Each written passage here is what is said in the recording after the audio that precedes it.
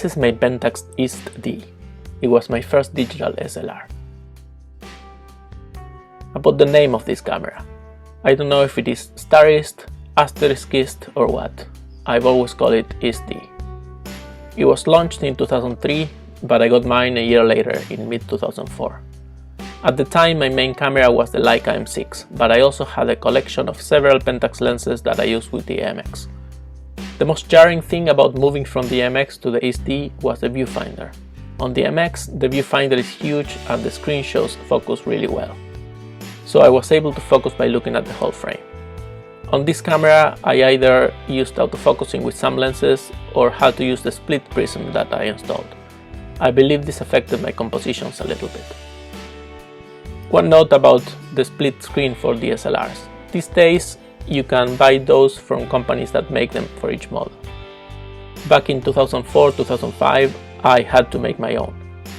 I took an old scratched MX screen I had and sanded it down to size with some emery boards. This worked really well, and at the end I had a split prism focusing on my Pentax DSLR. This camera will always be important for me because it came on so many trips. The most significant one was the 6 months I spent in 2005 backpacking in Europe with the East D, the FA1645 zoom and a couple of primes. I made a lot of photographs that I still have in my portfolio in those 6 months. For those who think 6 megapixels is too low for anything these days, I recently saw a print of one of the photos I made during the trip. Made at 6 megapixels with a manual 50mm lens and printed on A3 size paper. If you pixel peep sure, you can tell it isn't a super high resolution image. But there's plenty of detail, and as I always say, my pictures are more often boring than they are blurry.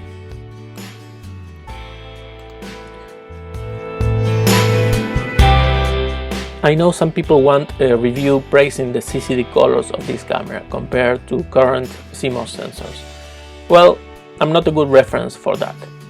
I shoot mostly in black and white, and also if you ask me, I'll say that all that praise for CCD colors is just based on limitations of CCD technology, which had less dynamic range, so images were full of contrast by default. But you can achieve the same results with a modern sensor, and on top of it, you get extra dynamic range if you need it. Limitations are good for creativity though, so I understand the people who seek cameras with CCD sensors for that reason. For me, sensor type is not a huge factor because I usually shoot RAW and post-process anyway. To conclude, this camera was a very important one in my life. My first serious digital camera, it produced images that even today are very usable. Would I use it today? Probably not. This generation of cameras came, I believe, before the industry hit the sweet spot of cameras between 12 and 16 megapixels, with electronics just fast enough to get out of the way and provide a more pure photographic experience.